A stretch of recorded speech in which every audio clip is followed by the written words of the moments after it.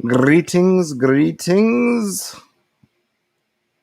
Thanks to anyone who happens to be able to join up. I know the time is not my usual time. I probably will not be able to hit my usual time sometime, if any time going forward. It's going to depend a lot. Like I may have missed. I talked about how I'm starting a job this week in the midst of onboarding. It's a slow process.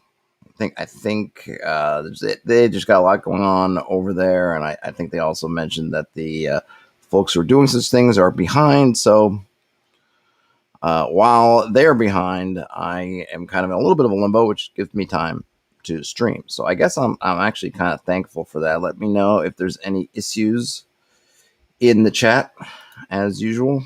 At least according to my instruments, everything should be coming out fine.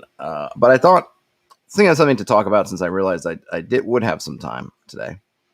Thought I could go over, do a little recap of my game last week and talk about what happened, what didn't happen.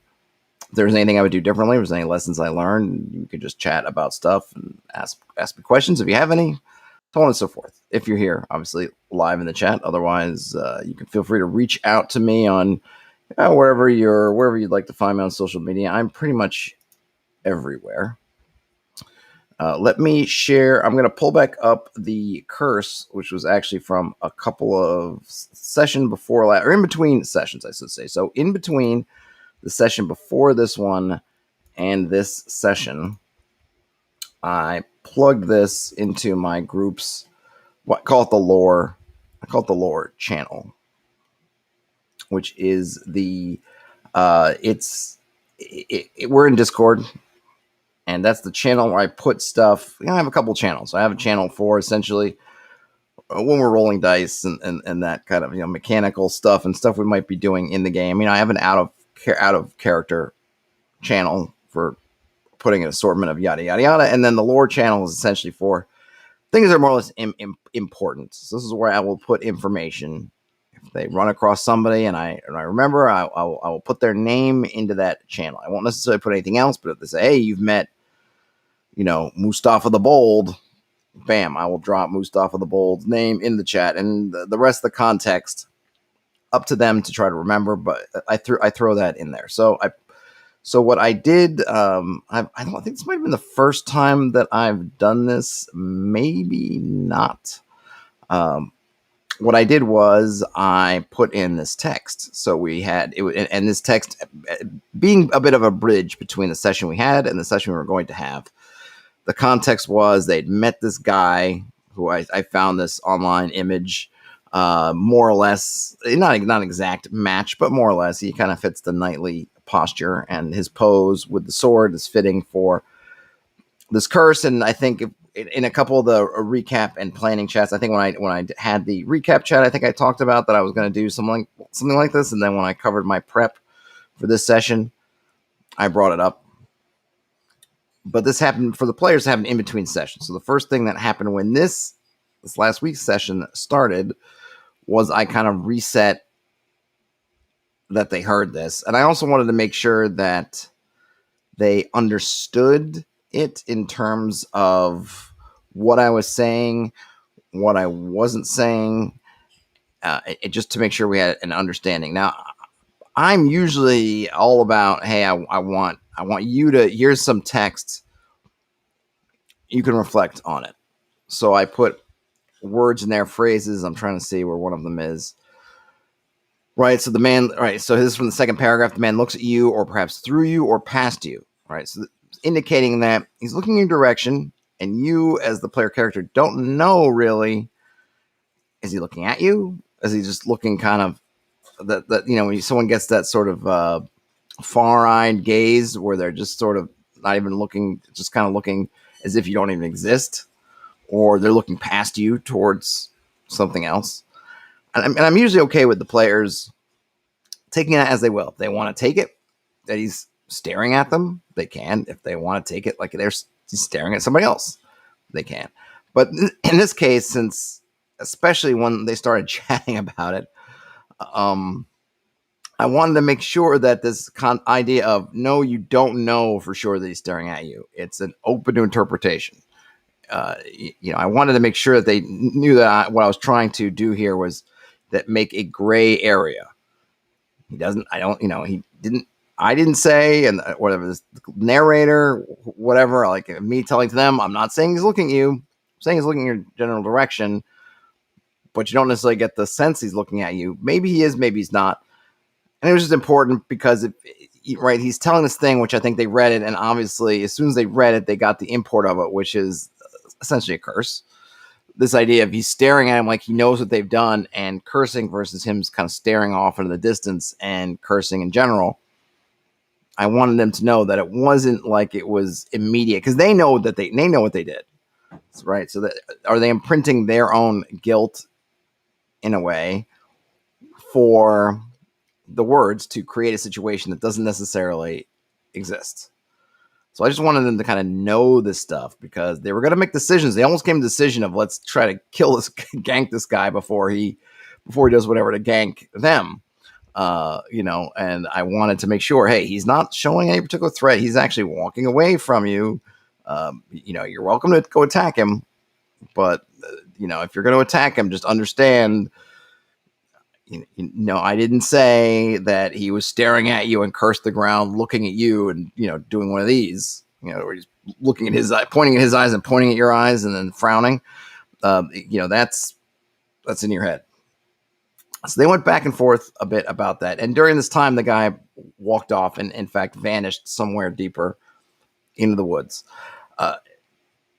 And then came the next phase, which I think we also talked about when we had the prep chat prior to this game, about how would this work, right? Where would the players come in with their guilt or innocence over what happened, right? How would they assess their own culpability? How would this work out? And there was some kind of discussion, not arguments, not anything, but there was some discussion about like, well, I didn't do this and I didn't do this, and, or I did this, but I didn't do that. So I tried to just put everyone on the same page. It's okay. Let's remember what happened. Let's remember the sequence of events. And one of the kickers was that it kind of was sort of the argument sealer, which was great. And I ended up actually incorporating with the curse. And I don't remember if that came up in the in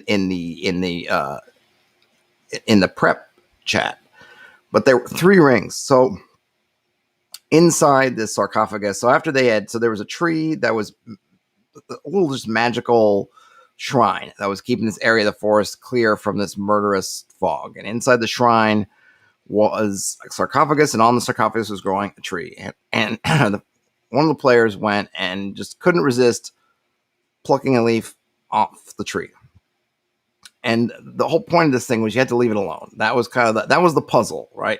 You leave it alone, you're good. You mess with it, and it just comes apart.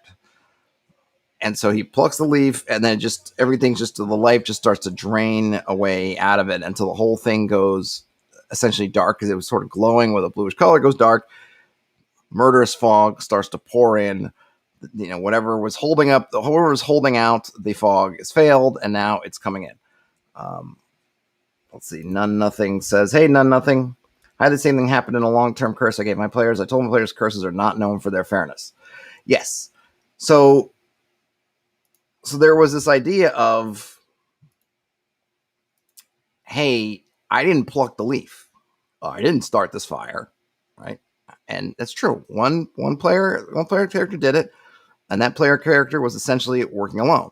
So yes, they plucked the leaf. If it was the only thing, if their crime was, if that was it, plucking the leaf, then they could make that argument.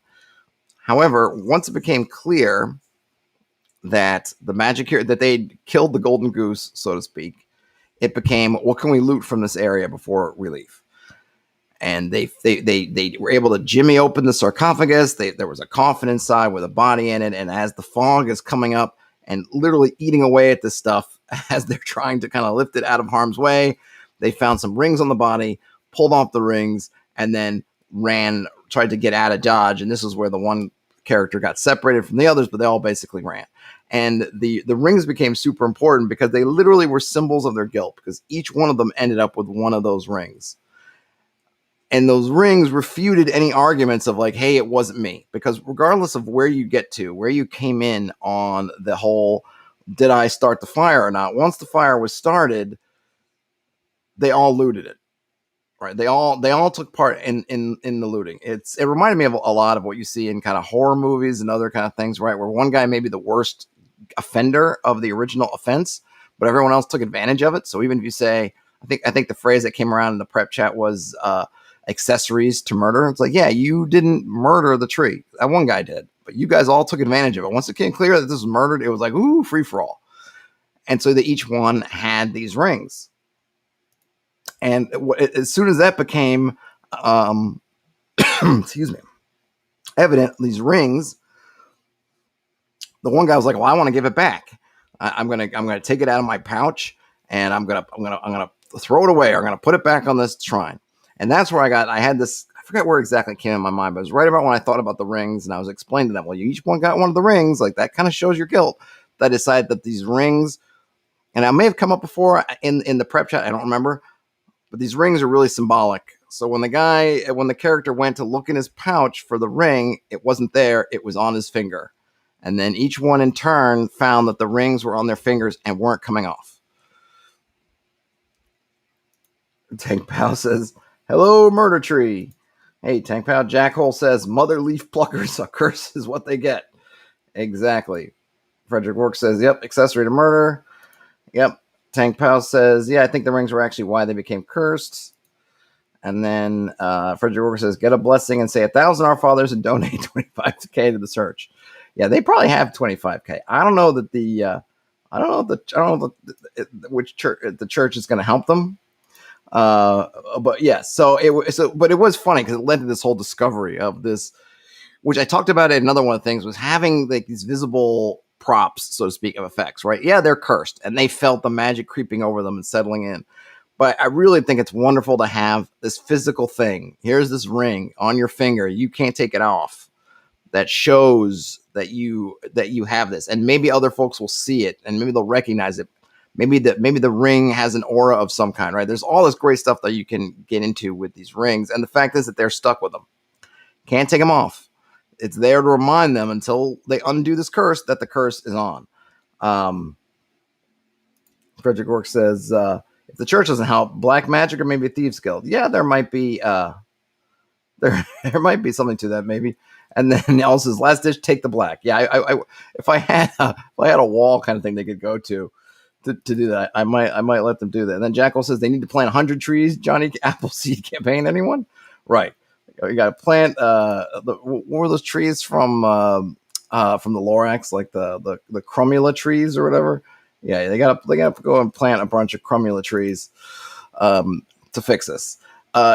So that became like a really fun moment. And then the one player was like, "Can I like touch the ring to different parts of the shrine, like to a?" He was going around like, "I'm sorry, like touch this part. I'm sorry," kind of thing. And I was like, "Well, you could do that," and he did. He's one of the newer players. He comes up with a lot of clever stuff, but almost in kind of a naive sense. But he meant it. Right? He meant his character to go around and try to make amends just through the ring. But nothing like that worked. So it became this kind of like, okay, we know we sort of screwed the pooch here. I don't think they really had thought about or have thought about how they were going to solve the curse, but they kind of know that it's on, right? And again, the rings will be a great reminder, because if every once in a while they try to pull them off and they haven't done anything yet, then the rings aren't coming off. Let's see. Hoosier Larry says they need to leaf and get to the root of how to remove the curse. But yes, there are many things that they could do to try to figure things out. They actually haven't done too much on that after this little moment. But what this did do is it kind of walking through the stuff, and I think the realization of the curse, they rethought this idea they were going to continue on to the Caves of Chaos right away. And again, I call it the Caves of Chaos. This is for my own. They don't call it the Caves of Chaos, but they know they're going to some kind of caved area, or at least I think they imagine there's caves, something on the other side of this forest. And originally they were going to go. That was the decision they had made before I put this narrative in front of them. they did kind of a 180, and I encouraged them to. I didn't encourage them to go back, but what I did encourage them to say, which I am want to do, is to say, hey, look, and I'll do this. Look, you guys made a decision last week, but there was things you didn't know, like this curse. There are, now there's kind of new variables in play, potentially. You might have new thoughts. So don't feel that, well, you told me last week you're going east, so now you have to go east come heck or high water. No. Rethink it out. Talk amongst yourselves. Figure out, do you really want to go east, or now does this change your mind in terms of what you want to do? So I did encourage them to think it out. I hope they didn't take that to mean that I'm saying you really shouldn't go there. I just wanted to give them the freedom to say you're not locked in, right? I'm happy if you go that way. It's perfectly fine. But if you think it's a wiser course of action, now that you have more info and more nuance potentially, then you want to go a different way, go a different way. And they did. And they decided that they not only to go back, but to go back by the safer, more explored routes. Go back to town. They had left their driver and their wagon in the town. They were down two of their hirelings, two of their fighting hirelings, two of their mercenaries. One of them was a first level fighter. The other one was basically a level 0 mercenary. Get some people again. They were a couple of them were sort of down on hit points, and they have no healers. There's not a lot of healing in the game. I am sort of starting a little bit to let them do things to ramp up their natural healing a bit. So what I've allowed them to do is if they rest overnight with a fire, they get 1 hit point back. If they spend all day at rest and have that night with the fire, I'll let them get 2 hit points back. And then I also said if they can do that and they spend the night in kind of a nice inn in sort of where you can be totally relaxed and ease, they could get a 3rd hit point back, right? So between all of that, if they do all this in town, they could get 3 hit points back a day of full rest. If they're out in the wilderness and they take a day of full rest, 2 hit points back, and then they just do a night of rest, 1 hit point back. Seems to be a little bit fair. And in my games, I don't have yield potion shops. There's not like, oh, we go and we pick up 5 potions of healing. So they don't have a cleric with them to heal them. So they don't they don't have a lot of ways to get healing. And I thought this makes sense for me. I didn't feel like it's egregious, and it still takes them multiple days to recover if they're low on hit points. So I felt like it was okay thing. Bonfire, we playing Dark Souls, says Frederick Work. Not quite. I didn't say it had to be a bonfire, but it has to be fire. It has to be warmth. It can't just be you're just out there in the dark. I feel like there's something about it. The comfort of flame, comfort of kind of a warm hearth in some way. And also it gives you a little bit of that risk reward that if you want to be super stealthy, you can do that, but you're not getting the benefits of the rest in terms of healing if you need it. If you're at full health, then you can do things like that, like just curl up in the dark and, be all right. But I kind of like that concept. I didn't create it. I know that this has been floating around in the OSR blogosphere and elsewhere. People talked about this idea of having fire, and I like it. I would even consider something. I think we might have covered it in one of the videos on one of the OSR roundups where they talk about cooking a meal as a way to even maybe get another hit points, right? But I like having that risk reward. You have a fire, you can gain healing, but you're making yourself more visible in the night. If you want to be super stealthy, you can go super stealthy. You're not getting healing. So that's where I ended up with that. Tank Pal says they don't use potion shops either. Frederick Rourke says Alchemy's a lot of fun and leads to side quests or full-on missions. Yeah, I'm not anti-alchemy. And in fact, when they got back to town, they hired an alchemist. I just don't have like, hey, here's the person who's out there. I don't know. A lot of the stuff I have, like magic users, right? They exist in the world and they're on court, but we don't have like a magic user who's standing in the middle of town saying, I am a magic user.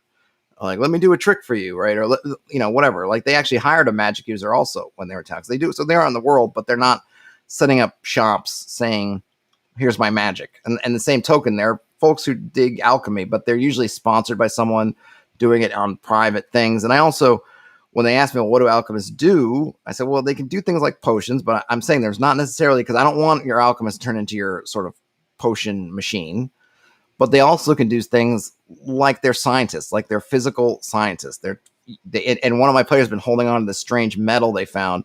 And one of the first things was like, ooh, I want the alchemist to test out this metal. Because that's kind of the kind of things they can do. If we think of the alchemists more like, not just in terms of potions, but in terms of metals, minerals, all that kind of stuff. But they're just not waiting around in shops going, let me sell you a potion. Let's see. Nothing says, really like the idea of needing a campfire. I've never heard of it. Oh, okay. Well, I didn't invent it, but steal it. I think it's a good idea. And I think it's particularly if you factor that into your nightly random encounter roll, whether they have a fire or not, it just gives a great thing, right? You can get healed, but you got maybe a better chance of running into something you don't want to, or you can be in the dark, but you can't have both. And as Frederick Work mentions, the Dark Souls video game has it. Yes, that in Dark Souls, I've only played a little of Dark Souls, right? But it's like a saving mechanism as well.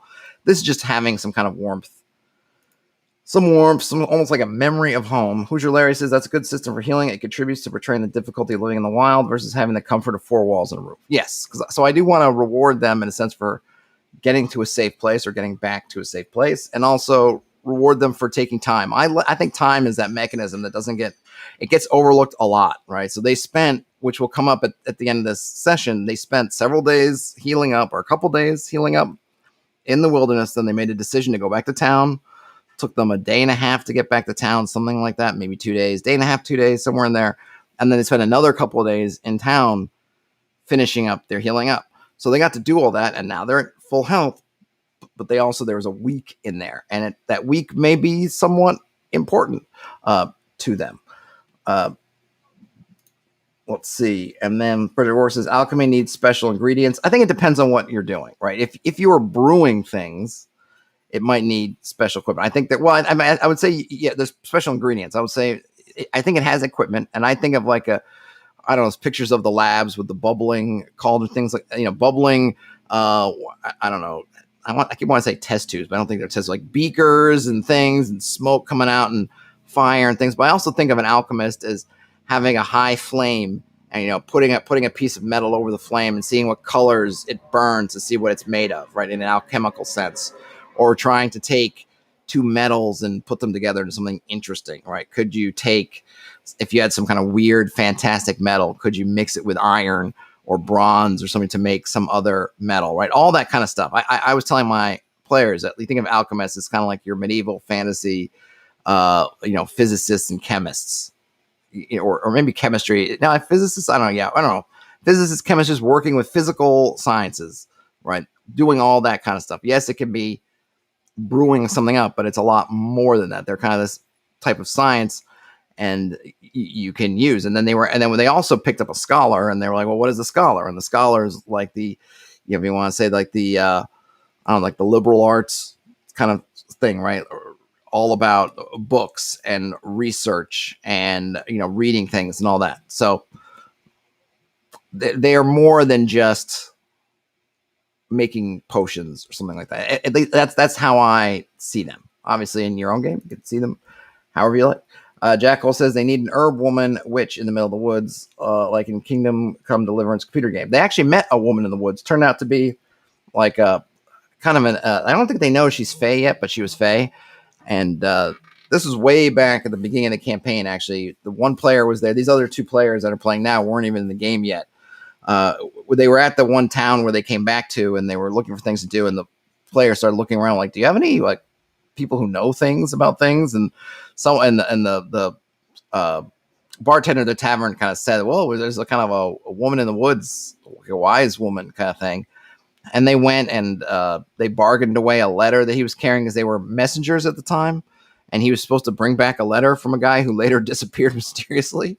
And they bargained the letter to her, and she did something to it. They don't know what, and then returned an envelope that looked the same as the one they gave her. And I still haven't paid that off yet. I'm still haven't even really thought about what she did to that letter, if she changed it or what. So there is that woman already there, but she's a little bit out of town. She's not right there. But yeah, that was fun. Frederick says alchemy may be evil. I have had them go to an undead alchemist before. That's an interesting idea. An undead alchemist. Was it literally the alchemist himself or herself was undead, or was it an alchemist that worked with undead stuff. Frederick says, Herb Woman, look at 5e adventure, Witch of the Underwillow. I'll check it out. I just kind of played it by ear a little bit with that. I didn't think I need a stat block, and I didn't, so I wasn't really, this is all about kind of bargaining and trying to make a deal. And they wanted some information kind of on who they perceive might be the big bad in this, or at least the cause of a lot of the ills that had fallen that kind of set this in motion. And in return for that, she asked for the letter. I guess just to back up a little bit, they were sent to this town, which is just one neighboring town over from where sort of their center is, or their hometown, so to speak, to a barber surgeon. The barber surgeon gets the letter, and they actually suggested, hey, do you want us to hang around while you write a reply? And he said yes. And then when they saw him again a little bit later, he was kind of harried, haggard. He handed them this letter saying, please take this back. And they did. And then they got this idea instead of taking it back right away, they got the idea to go visit this wise woman. So they went like a day and a half out there, ended up in the Fae, where they lost a couple days through just the kind of oddness of being in that plane. Came back, and the guy's shop, his basically residence, had burned down, and he's vanished, and nobody knew where he was. And the letter they had given them that they didn't open themselves, they had bargained away and gotten back from that woman in the woods. And then they did deliver that letter, and nothing else has come of it, which kind of reminds me that maybe I should play with what was in that letter, try to figure out what was in there, if she changed anything. I haven't even decided what happened to that guy yet. There's a lot of hanging chads from that encounter chain, if you will, that I can work with. Anyone else remember The Complete Alchemist by Bard Games? Yes, John Cartwright. I have that book, so I do remember it.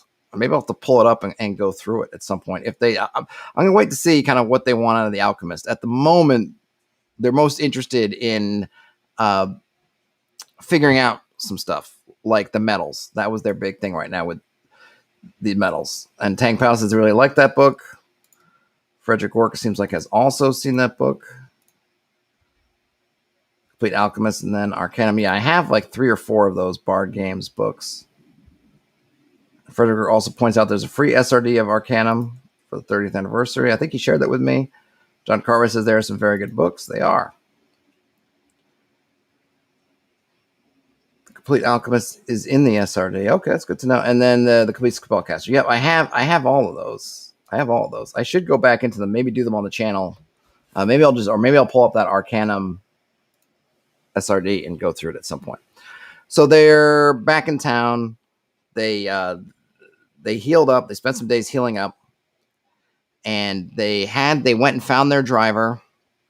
And I think they asked the driver something like, "Oh, what have you heard in town?" Because the guy's been alone in town for, I don't know, 4, 5, 6 days.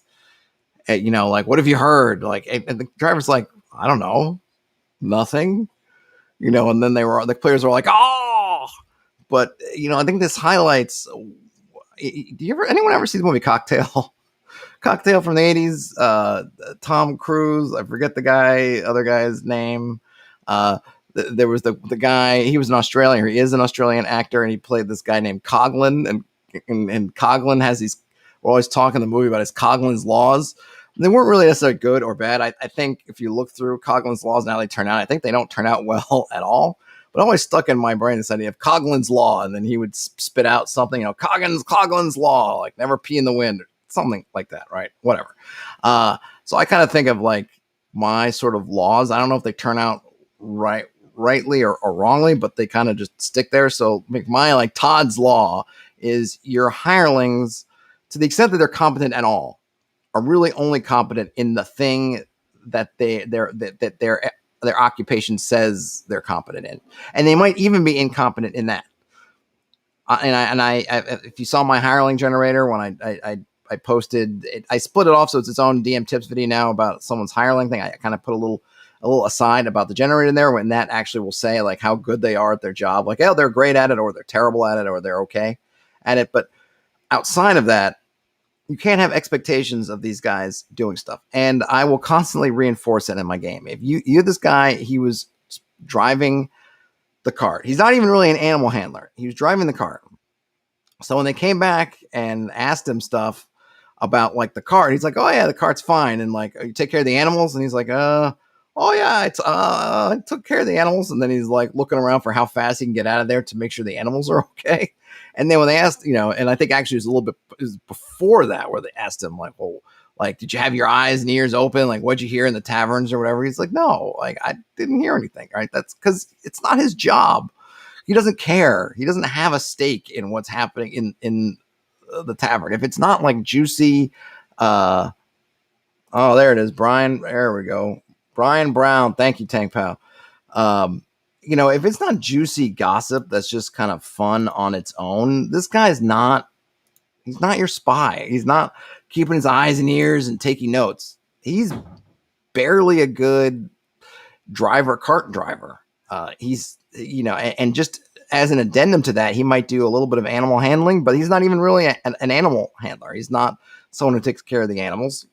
He drives the cart.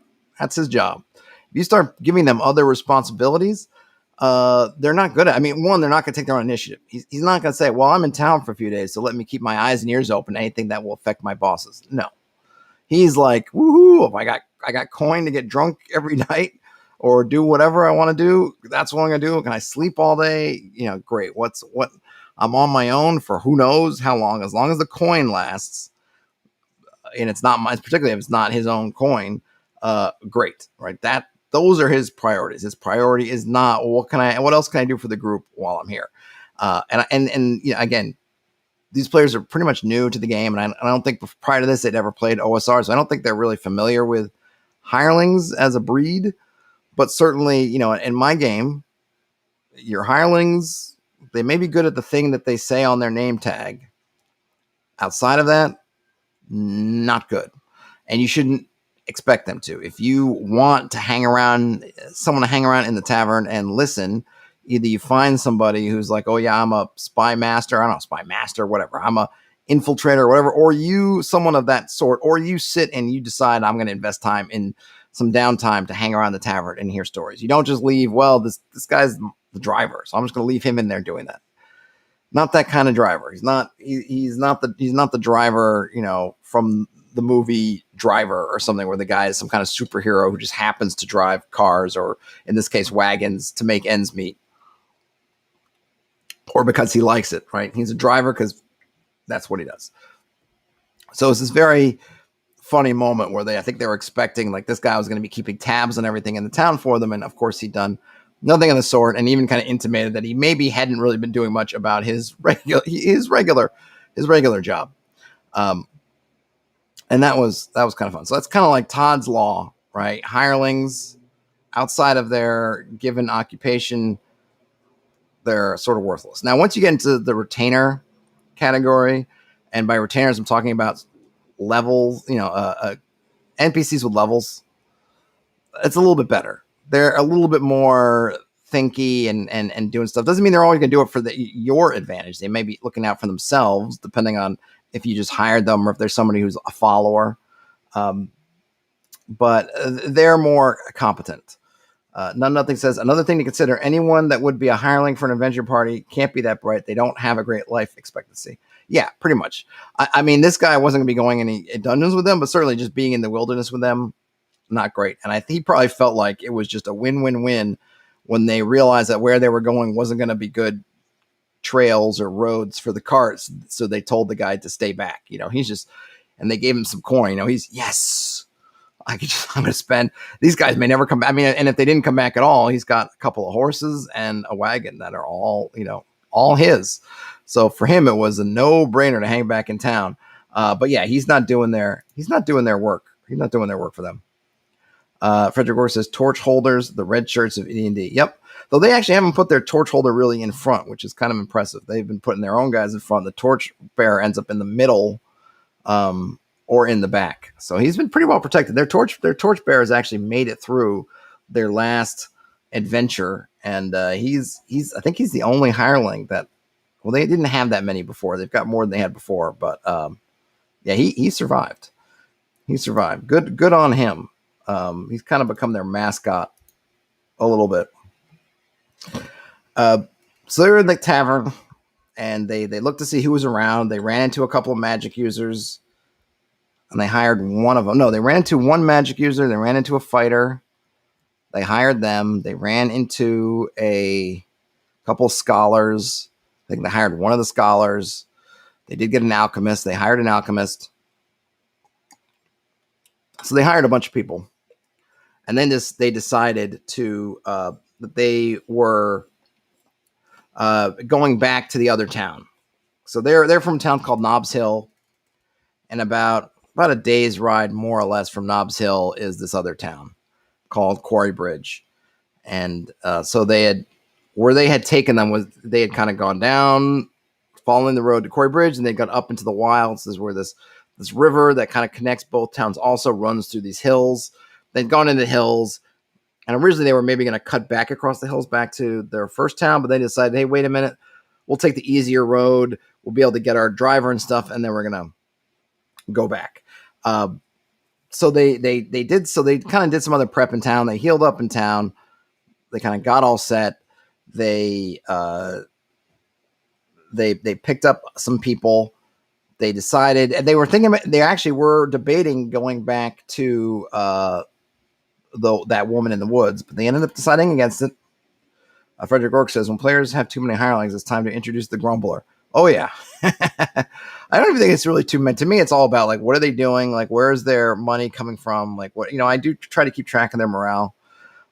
Yes, but definitely with too many things can happen. Though they, I guess, have been lucky or unlucky that they've had a little bit of a death toll with their hirelings. So they haven't had too many for too long once trouble has started. Though I think I covered this encounter before, when they had the encounter with the crocodilian creatures in the swamp. Oh, so this is the other thing that happened. Well, I guess I'll get into it. So at the end of the session didn't have that much happening, really not much at all, right? They just went back home. There were really no encounters on the way back. It was all quiet.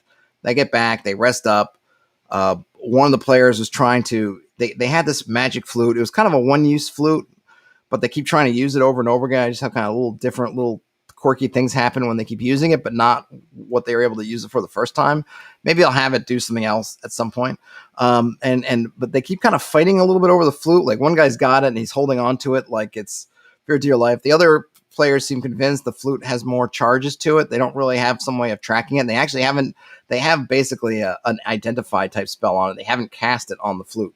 So I suppose the identify spell would confirm there are no charges left, but I just letting them keep running with it. And this guy decided to have a carpenter that he found make copies of the flute. And I told him they're rough copies, and up close, they're not going to fool anybody, but kind of at a distance or just looking at it casually, they would pass. So he's got like 4 of the copies now of this flute. And I don't know what kind of mischief he's going to get into with his own party or other people with these copies of the flute. And he was doing that on his own while the other guys were sort of resting up. And they're also trying to, I think I mentioned this before in one of the chats, but I will reset it here. Before I say that, let me see. No fun allowed says, hey, no fun allowed. Too many hirelings to kill. People may not want to join them anymore. That's true too. They picked up the first set of hirelings in the other town and these set of hirelings in this town. And I definitely will have something when they get back to their hometown and some of these folks don't come back with them, that they can explain, what happened. It's kind of a hard Scrabble town though. So in this case, it might not bite them too badly because it's kind of expected that people going out in the wilderness here aren't going to come back, even if they're just going out for themselves. But it is definitely a good point. So they, where was I? I lost my train of thought. What were they doing? What was I just talking about? Oh yeah. So they had the carpenter make some copies of the flute. I don't know what mission he's going to get into. And they essentially got all set to leave. And we basically ended the session with them getting ready to leave. So I decided to throw in there another one of these narrative moments. And I didn't make a nice image for it. So I guess, or maybe I should give let me reset things first. So they had this, and I covered this in one of the other videos, but I will reset it now. Now I remember where it was. There was the crocodilian encounter where they found basically a swampy area where the sort of the river had opened up into a much slower moving area, kind of dammed off somewhat. And Inside there's basically like a beaver hut, but it was much bigger, and it had all kinds of gross like body parts and carcass and skins and fur that kind of all and mud that all made this whole thing up. And inside were these crocodilians. Prior to that, they'd had an encounter with a magic user who I called Bogwig the Magnificent, who was kind of nutty, stank, dirty, filthy. Didn't really have much going on. And what's interesting was they started asking about his did he have his spell book with him, and I decided that he didn't. And he talked about how he'd hidden it somewhere. And for whatever reason, I don't know why, one of the players is a little bit more, he plays off the cuff. He's the same guy who pulled the leaf. He's also the guy who's got the flute and is making copies of the flute for mischief that who knows what will be the result of this mischief. Anyway, he decided to kidnap the guy. He basically just keelhauled him. Said, all right, you're part of they called themselves the Quarriers, not after there's a board game called the Courier or Quarriers. Not that. They all their sort of point of origin was around this incident with the quarry in Nobbs Hill that kind of started everything off. So they kind of the quarry, they called themselves the Quarriers. It's kind of a fun. It's a cute name playing. Let's see, Tank Pal said such great player. Chaos copies of the flute. Yeah, and I don't know whether those copies are to give out to NPCs or to give the players, because one of the other players is always like, "Give me the flute," and he's like, "No." So there's going to be fun stuff's going to come out of that one. Anyway, so he basically, I don't want to, Shanghai, I feel like I shouldn't use that word. That's the word I want to say for, I think keelhaul, does that work? Whatever. They kidnap him and decide that you're part of the Quarriers now, or you're part of the Quarriers, or we're just going to kill you. And they already kind of knocked him out pretty easily. He was low on hit points. So they kind of knocked him out, dragged him, they tied him up, and were just like dragging him around with them. And he was telling all kinds of weird stories about him being super important, but I made clear that the stories didn't entirely make sense. You couldn't tell what was sort of weird, sort of fever dream, talking about people and then as they're doubles of them, and just things that didn't make sense because he's kind of crazy. But I wanted to leave open that you don't know whether these things are true or not in some way. But it's like you're hearing somebody tell them some kind of strange dream, and this guy's kind of all just, he's mad. He's mad, at least partly mad. So they drag him with them, camp with him, and drag him some more. And the next day, when they had that crocodilian encounter, they gave one of the mercenaries, basically gave him the leash for this guy, Bogwig, and told him, hold it while they go fight these crocodilians. So the mercenaries on the edge of this swampy area, and he's paying attention to the battle. He's not a guard. He doesn't care about this guy. This guy is just some kind of stinky bum back there. He's not caring. He's got his eyes on what's going in front, which is, mortal danger with the rest of the party, or he may have to wade in there. And Bogwig hits him over the head with a rock, knocks him out. Bogwig was nice enough to pull the guy out of so he wasn't in the swamp and drowned while he's unconscious. He basically, subdual damage, just knocked him out cold. And I did roll some dice and it worked. And then ends up escaping. And I was very careful.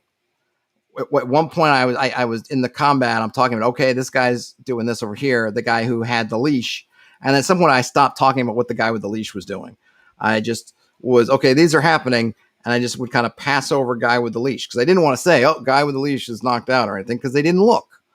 And I just said, I'm just not going to say his name. I'm just going to pass on. And if they ever said well, what's so-and-so doing? I could say, well, oh, you look and you see him, Bogwig standing over the guy with a large rock in his hand or whatever. But they never looked. And in fact, we went right from the combat to messing around and looting the crocodilian, beaver house, that there was plenty of time at that point for Bogwig to skedaddle and get a really good head start. So Bogwig's gone. And of course, as soon as they notice that this guy's knocked out and Bogwig is gone, their first thought is, maybe we shouldn't have kidnapped this guy. Part of it was like, should we just have killed him? Or should we just, it was just kind of, I think it was not even that. We should have just killed him or something like that. So I don't know if they took the right lesson, which maybe should have been, don't just kidnap people, even if they're kind of nutso. The guy wasn't threatening them. It was something we were just kind of mutually surprised by the side of the river. They were like, I don't know that we should have done this, but it was too late. He was gone. And at one point in that night, they saw lights from a kill with strange noises. And that was Bogwig kind of taunting them taunting them from a distance, letting them know he was still out there, though they didn't quite catch that it was him, and Bogwig was talking gibberish. But that had happened at this point maybe a week ago. And I think they'd kind of forgotten about him. Maybe they kept joking like where he might turn up. Where's Bogwig going to turn up? Right? Where is he at? So fast forward now, they're getting ready to leave. This is the end of the session. Or the session ends with them getting ready to leave town. And I decided, I'm going to put one of these narratives out there. And it had just started to tickle me that, and it had just, Bogwigs had just kind of resurfaced in my brain. I was just laughing about it. They left this guy out there. So I decided to put that back into the mix, and I will read what I posted for them because I don't have a nice picture of it. Let's see. Let me get into that. So here we go. On the morning of your departure from Quarry Bridge, Lindball, that is the driver, guides the horses and wagon out of the stables. He has a little spring in his step. After pulling the wagon to, he almost gleams with pride. I almost forgot to mention, being so mindful to care for the horses and baggage. He lowers his eyes for a moment before his almost grin returns. A couple of days before you returned, there was a strange man who showed up, begging before the inn. Oh, he was pitiful, and he stank something awful. He talked about being waylaid by monstrous brigands in the hills. All he had on him was a dirt-encrusted book that he clutched like his very life depended on it. These local folks were ready to put him in the stocks, but I said to him he should head over to the hill and look up our barber surgeon, that the Quarriers would take care of him. Oh, how his eyes took on a glow, and he beamed a great smile, though it was a bit unsettling if I'm honest, and he made off right away. I have no doubt he'll be ever so grateful, and I don't mind saying my quick thinking earned me more than one pint at the inn. He puffs out his chest, clearly proud of his accomplishment. And so that's what I sent them. And it just tickled me dearly, because the other thing that the players had done is they had founded a barber surgeon shop in their hometown. And not only had they farmed this barber surgeon shop, they had decided they were going to give away free haircuts. Now, I don't really know how haircuts work in the Middle Ages. People just cut their own hair for the most part. I talk about like the barber surgeon who they met doing stuff like, surgery, but also doing kind of hair care. So they've decided, and one of the players, his character's name is Lothar, and so decided to call this their franchise Low Cuts, kind of like Super Cuts or Sports Cuts. If you've ever seen those sort of bargain barber places. And not only were they were giving away free haircuts in Nobbs Hill, and they also wanted these guys to kind of spread their lore, basically be their hype men, be their bards. And so like you're giving out free haircuts and you're telling everybody how wonderful the Quarriers are, and all their achievements and how they're working for you, and right, they're out to solve the mystery of the quarry, hence the Quarriers, right? And but that was a specific thing that they're doing. Dave Mill says Lothar of the Hill People. I think that might have been where he got the name. That's definitely what I thought of when he first mentioned it. I definitely thought about Lothar of the Hill People. So for sure. So this whole idea that they're kind of spreading hype for the group while they're not there. And this brings my lesson number one, right? Todd's law number one. They're not going to be good hype men because that's not what they do. It's a barber surgeon. He's not a bard, not particularly eloquent, and all that. But here's the second one, which is great. Now they had known, and everybody had known, like to send, they spreading the word about the Quarriers. Even when they came back and they were resting in this session, one of the things they took their downtime was to spread the word about, anything about anything that's happening around, spread the word, the Quarriers are here. And they had told that guy Bogwig when they kidnapped him, like, you're part of the Quarriers now. So they've been throwing their name out there, but here's this guy who doesn't really have a good association with that name. And now not only has the, had they given him the name when they kidnapped him, now he's got his spell book, which idea was he had dug it up from wherever he'd hidden it. And who knows what spells he has, but now he's got his spell book. And now he's just been pointed by the driver to where they're from, and essentially exactly again who they are, where they're from, and like this idea that they'll take care of him. So the scene is set for some wonderful things to happen, and I'm still kind of thinking about it. And if I get a chance to do a prep stream, we can go over maybe what might happen when they get to town. I do want to make sure I feel like this happens a lot where GMs will have a great idea and they'll rush it to fruition. Right? They'll say like they'll get to town and suddenly Bogwig will have taken over, and the whole town is topsy turvy. But it's not fair because he's not like he's all cleaned up or anything. Though I think maybe the barber surgeon might clean him up for him because they are giving away free like haircuts and stuff. And but he's only got some amount of days. I haven't decided how many days. I got to look back at the kind of tick through the calendar and see what makes sense. But I want to make sure that whatever he does, whatever he's able to accomplish, and I haven't really decided what he will do, is it's going to be reasonable for the amount of time he has. As much as I would love to say they come back and Bogwig's just kind of taking over the town, doesn't make sense. And I think sometimes that gets glossed over. I feel like this comes up most often when the GM wants to say, and the guards grab the PCs, right? And the PCs think, where were the guards? Like, did they just teleport over here? Because like we were in a giant room or in an open field or in a market, and the guards were on the walls. And now suddenly we turn around and the guards are grabbing us, right? Like the idea makes sense to the GM, but they just fast forwarded through a whole bunch of time and just, compressed everything until it gets to impossible. So I want to make sure that whatever I do, whatever Bogwig does, that it makes sense with his means, whatever spells he has, that and what he's been able to, to memorize and use, and then, the time. So I got to figure it out, but it's going to be a lot of fun. I had a lot of fun playing with Bogwig because he's just sort of loud and it's kind of obnoxious. He was always talking about how he was magnificent. I am Bogwig the Magnificent. Like that was like his whole. He was all about being kind of bombastic like that. But I kind of feel like he's going to have some kind of weird charisma.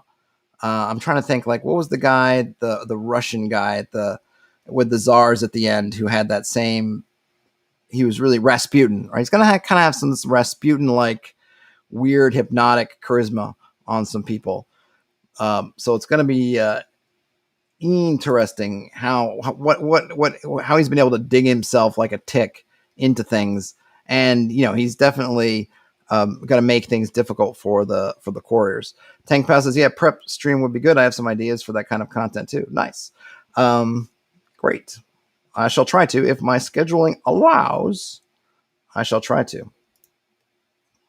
I can also work in some Charm Person. Oh, yes, Tank Pal, I can. You're right. That's absolutely right. Charm Person could be one. I feel like he might have some other things. Maybe some more subtle arts. But we'll see how that plays out.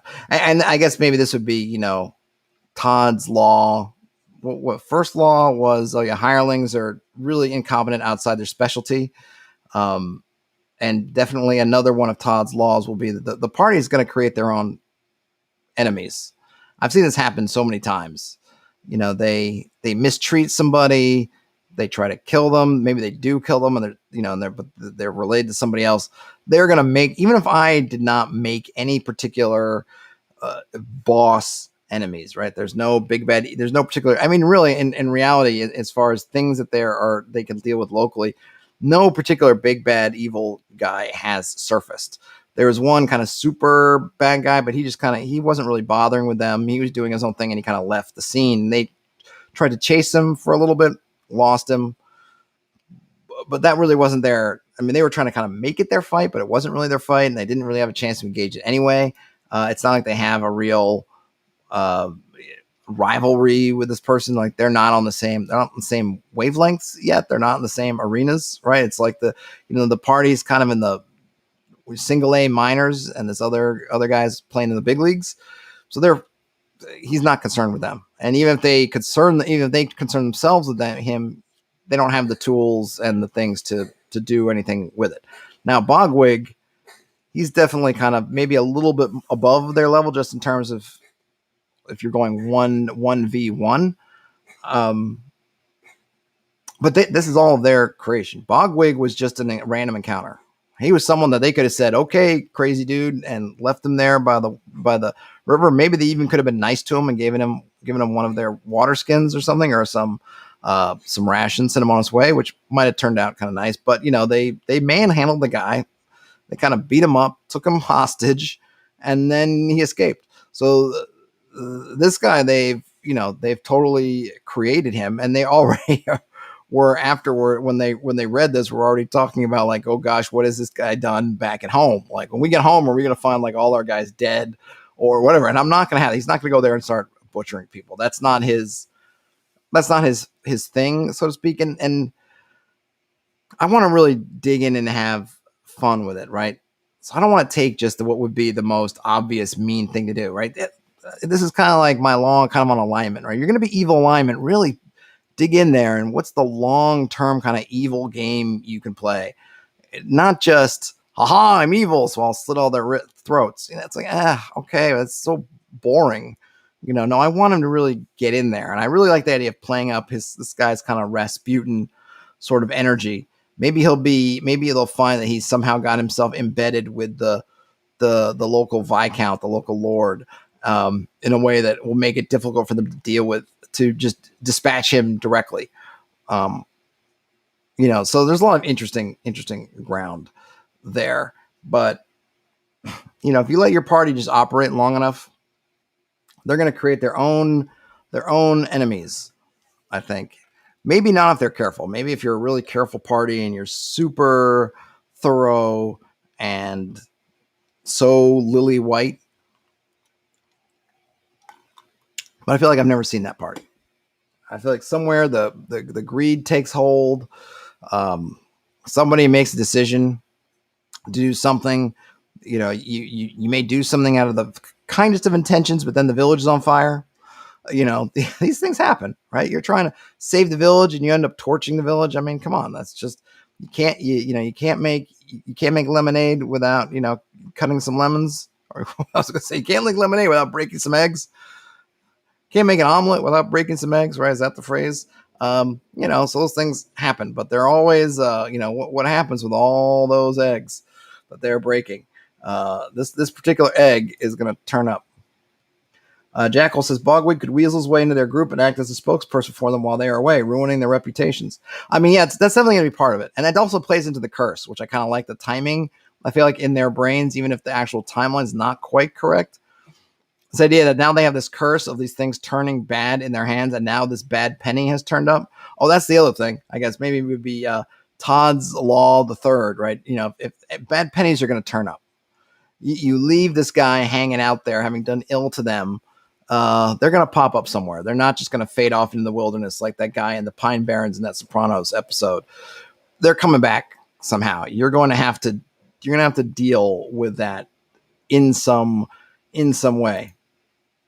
And he is definitely that bad penny that's turning back up, right? And not to say that he's good, because he's not a Bogwig, that is, but he didn't do anything to them, and he wasn't really doing anything to anybody. They just decided to take him because I think they felt a little bit, they were feeling themselves a little bit. They were well supplied and they just looked mighty, and they looked at this poor guy just in kind of ragged and rags, and they just decided like, yeah, we're gonna kind of use this guy and abuse him.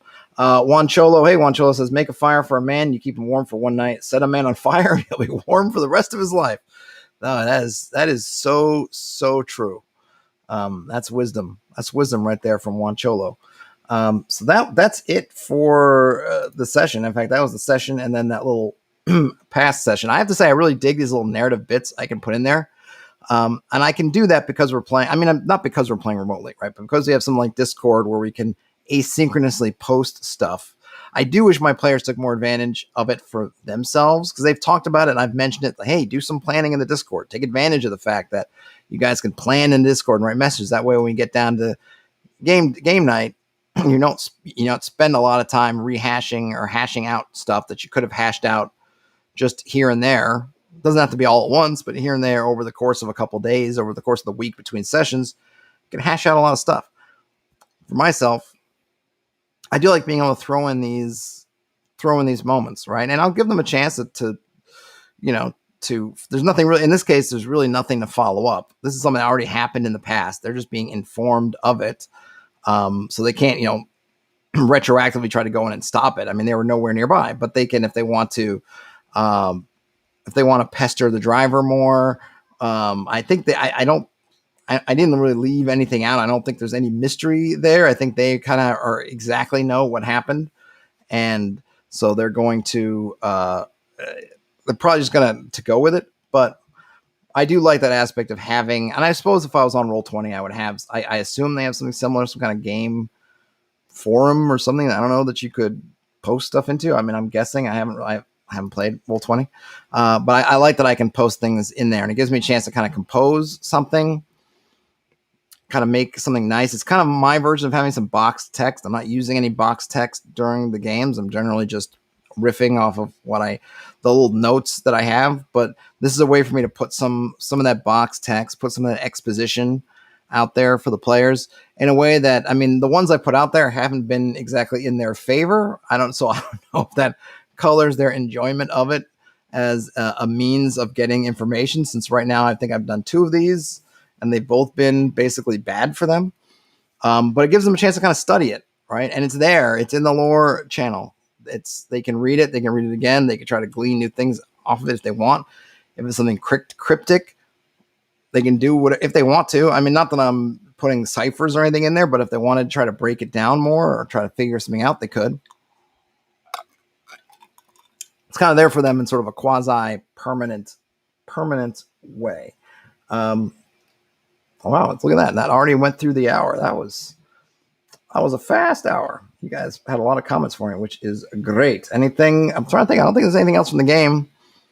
They just they hired some folks, found out that this enemy they've created is heading home, and who's ahead of them.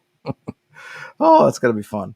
I really am just gonna have a lot of fun with when they get home. They got some bills that are coming due. But that's kind of the fun of it. Yeah, that's what they hired some folks, changed their mind, hired some folks, rested up, getting ready to head back to their homestead. That was the game. Let's see. Anything else in the chat? I don't think I have any. Oh, well, if you have missed it, I did post in the community chat. I started a new job this week. Not sure what my posting schedule is going to be today. This kind of time worked out for me. I had a couple of meetings early, but I'm not in the system for a lot of the work, and it doesn't seem like I'm going to be in the system for a while. So we're trying to figure out what kind of ad hoc stuff I can do that I don't need to be in their systems to do. So I think it's going to be kind of slow for a bit, but I don't have the cadence of meetings and things. So I don't know if they're going to be daily meetings at certain times or periodic meetings at certain times that make streaming at those times impossible, or whether I'll always have like 1 to 2 p.m. my time, like a stream, or 12 to 1 or something like this. So I don't know if this will be a new possible time, or will have to be later. I could just get flooded with work, in which case I don't have any time, and they'll just have to figure out what else to do. But that is that. Anything else in the chat, or should I wrap this bad boy up? I hope it was an interesting listen. I hope you guys got something out of it. I kind of like having you guys to throw off what's happening in my game. I would maybe recommend this for anybody, even if you're not sharing it. I think in some way journaling out, or just putting together a play report, whether it's like I'm doing here, just verbally, informally, or whether you write it down. I find to get a lot of it definitely helps with my recall, even though I take some notes. I don't take everything down probably as much as I could, but going through this repetition process kind of locks in some of the recall. Definitely helps me think up ideas. This particular session, other than these kind of unveiling the Todd's laws, my laws of game mastery, I don't think I have any particular lessons, because it was a quiet episode like that. I don't think that I goofed anything in particular. I don't think I did anything particularly well. I would say it was kind of just a middle of the road episode. This was a lot of prep, but I think that the prep had enough stuff going on that just didn't feel boring. Right? It felt like there were stakes in a sense. I think they were excited to pick up new people, kind of get ready. They were definitely excited to get some health back. They were definitely, interested in things, but I didn't throw in a random encounter just because. There were no urban encounters. We got a lot of stuff that's being set up. I'm really curious to know what that player is doing with these fake flutes. I think he got 4 of them. I just rolled randomly. I think I rolled a d4 to see how many of these rough-hewn flutes that this carpenter could kind of hack together before they left, and he got 4. I didn't ask him what they're for. I'm just waiting to see what he's going to do with these, because it is him having the flute is a little bit of a, I don't want to say bone of contention, but they really see this flute as this powerful link to this. So this Fae, they see it as a woman, but it's the Fae. These things are kind of fluid, but as much as a woman gave them this flute and really said, like, this is like an emergency, like emergencies, and they used it at kind of like the first opportunity. And I'm looking, I'm like, this doesn't seem like an emergency. And the lady kind of just blew him off. She's like, what are you calling me for? And they kind of said, and she was like, okay, and then kind of hung up, so to speak. And they, so they didn't really, I feel like they took it a little bit lightly, because I think they thought this thing was just, oh, it's a magic flute, we can call this person whenever they want. No, it's not. But I'm going to let them just kind of keep working out with it. I might even have negative things start to happen if they just keep blowing it and blowing it and blowing it. But there's only one flute and there's 3 players. So somebody's got to be holding on the flute, and it's this one character, and he is holding this thing tight. And he's fairly adamant usually not to blow the flute, when the other ones have said, oh, blow the flute and see if we can get a hold of so-and-so. Like, he's done it once or twice, but he's not super into it. He's more like keeping it to himself. I think he kind of likes it as part of his character, just that he's just holding on to this thing as kind of his own thing. So now that he has these copies, is he going to give a fake one to the other player? But I already told him, like, these fakes aren't going to hold up under scrutiny. And the other player's seen the other flute, I think, enough that it probably wouldn't hold up. So I don't know. But it'll be interesting. It'll be fun. All right. Nothing else seems to be going on in the chat. So I'm going to go ahead and wrap things up. If you have any last questions, now is the time. I repeat, now is the time for questions. So I don't know what my schedule is. I don't know that part. This was a good session, even though it wasn't particularly busy.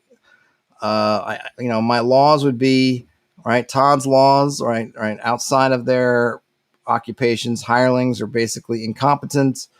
What was the other one I had? What, like, bad pennies are going to turn up? Yeah, if you leave something bad hanging out there, it's coming back. And then the third one would be, like, the party, if given enough time and space, will create their own villains. That's about it. Hey, Jackal says cheers. All right. Well, cheers, everybody. Hopefully, maybe it'll be tomorrow. I'll be able to get back on.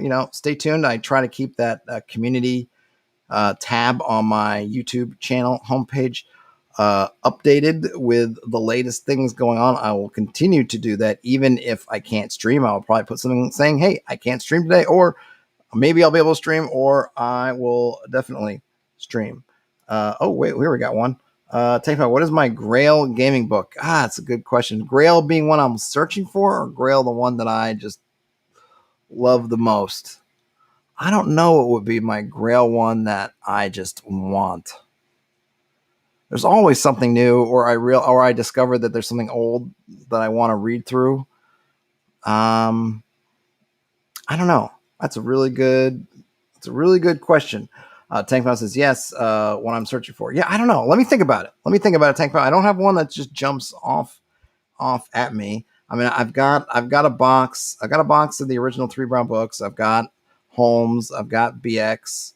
I've got a box of early edition Traveler. Maybe like an original, like Warlock from back then would be up there. I have I wouldn't say a large collection, but I've been kind of trying to be selective with what I want. But I have a bunch of books, but there's always something out there. I have to think about it. Let me think about it. And Tank Pound says they've got one. Nice. I shall think about it. Maybe next time I'll do something about it.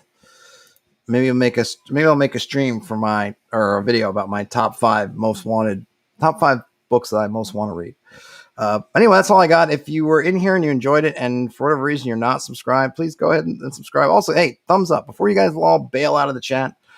Give the video a thumbs up. That helps me out a lot. Also, I forgot to record this live to audio, so I will throw this audio up there. So if you didn't get to catch the whole thing and you prefer to listen rather than see my beautiful face, it will end up on my podcast sooner rather than later, maybe tomorrow. I already put something up today, so I'll probably do this one tomorrow. But that's all I got. Have a great rest of your day if you're in here now, or if it's your day or night or whenever it is, morning. I don't know where you are in the world. Wherever you are in the world, have a great rest of your day or night. Game on, and I'll talk to you later.